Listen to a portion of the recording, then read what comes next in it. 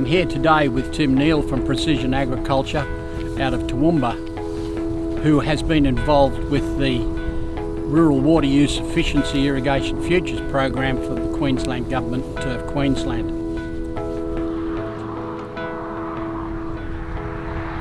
EM38 is a measure of soil conductivity. It's technology that's been around for quite a long time. I guess the thing is that we haven't used it at all really in turf up until now, and that's what the project's been about. So EM38 stands for electromagnetics. Basically it measures the conductivity of the soil, which is responsive. Essentially salts are highly responsive, but also clay content. So you're going to pick up different soil types with the EM38, and that's really important when we start looking at the variable rate irrigation and those sorts of things. You need to know what the underlying soil characteristics are. So this is the EM38 sensor. This is the Geonics one that's been imported from Canada. This technology has been around a long time, probably since the 1950s, but its use in agriculture hasn't been very widespread in this area. You can see these numbers here relate to the readings that we're picking up, and these dials here essentially will calibrate the machine before we start work.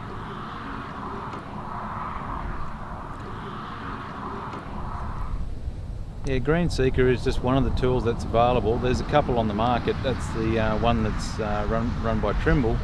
There is a couple of different ones on the market, but they basically give you the same thing. So it gives you an index called NDVI, which stands for Normalized Difference Vegetation Index. It's a very simple index. It's been around for a long time, used primarily in other industries up until now. Again, turf, this is fairly new. But what it can do is basically tell you differences in plant health. So the healthier the plant, essentially the higher the reading, because you're getting much more reflectance coming in the infrared and less in the red bands of wavelengths, and that's what NDVI is picking up. So we often see that even though turf's very short and mowing all the time, there is quite big differences in the readings that we're seeing, and that's attributed to a whole range of factors. But it's basically an index that can give you the health of the turf in real time on a tractor. As you're actually, say you're doing a mowing operation, then you can actually get the turf health as we go. This is the Trimble Green Seeker product. Like I mentioned, there's a few on the market you can buy now, but this one mounts on the front of a tractor to give you real time, essentially crop health, or what we call NDVI. Is a vegetation index to give you real-time crop health with your guidance system. If you have a look on the here is the transmitter, which transmits the red and the near-infrared light, and this part of the sensor picks up the the infrared and the red light, and inside does the calculation for NDVI.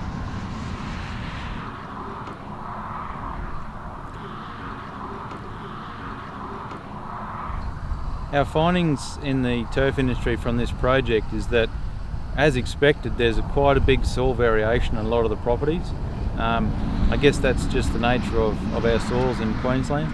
So there is big variability in our soils, and also likewise there's big variation in the plant health.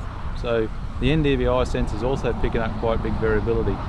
Now, coupled with that, we've also done some satellite imagery of NDVI as well as a tractor mounted one, and you can still see these big variability patterns that are occurring. So we know now that even though a lot of turf farms are on sort of reasonably flat areas, there is some with quite big relief and differences in soil types that we've seen. What we supply to the turf farmer is essentially we come and capture the field data. So whether that's the NDVI or the EM mapping or the topography mapping, we've also done that here as well. We supply that back in map form, but most importantly we couple that with recommendations about what is it actually telling us. Where do we soil test? What sort of things we've got to look out for to try and lift the productivity or reduce the input costs or go towards variable rate irrigation. We need to get the advice on top of those maps to make them useful.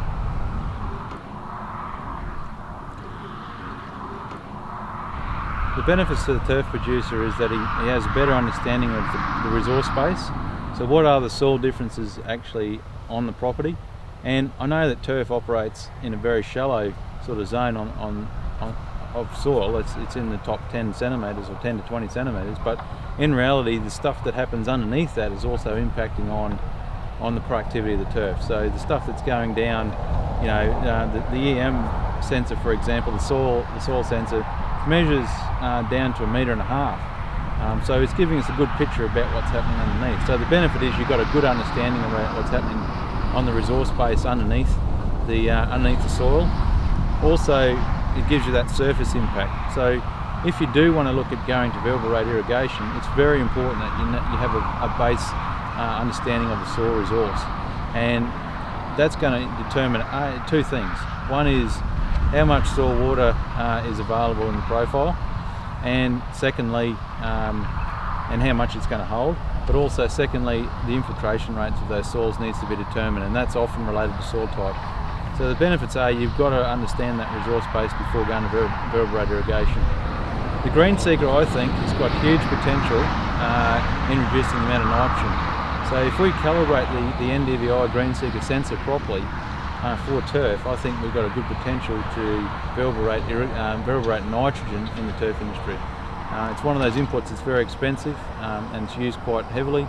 So how can we better match the inputs to the turf health? And that could also include the amount of compost that are used.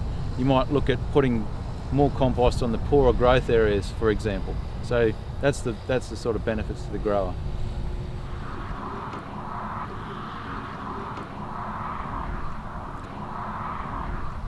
I think these technologies benefit the turf producer by a number of ways. We're looking. You've got to look at it multifaceted here. It's one is improving productivity. That's very important. You've got to maintain that productivity, but also in saying that, we've also that's basically to do with variability of the production, and we see that in the green seeker all the time, where there is high and low productivity areas and healthy areas of the turf farm. So we need to get that balanced up really well. The second thing is about targeting the inputs, so reducing cost. How can we better match the inputs to the outputs? And that's really important. If we look at the topography mapping that we've done also, drainage is a big problem as well, and in quite a few farms closer to the coast we've seen where drainage becomes a very big problem, where you're putting the same amount of water on, but you might be in part of the landscape that's accumulating water. So we're going to get really wet spots there and low growth. So drainage might be a critical thing to do there to reduce the variability, reduce the waterlogging, and increase the productivity in those areas. So I think all those three bits of technology need to come together, and they give us a really good picture about what the value is for the grower.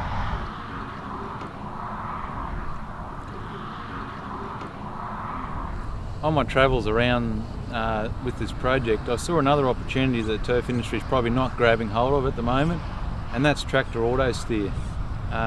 We did some really back of the envelope numbers at one farm, and it was, I think, about 5% overlap with the mower.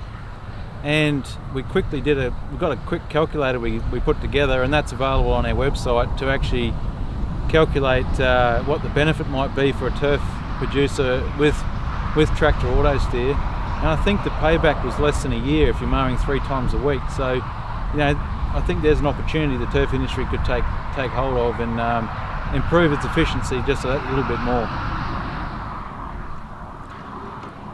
And just another thing I'd like to add is that I think there's more work to be done here. Like we've got some basic resource information about the soils. We've done some soil testing, which is showing up some good correlations, I guess, with what the soils do. But I think still the unknown bit here is twofold. We need to do more work on variable rate irrigation in turf. I don't think there's enough being done.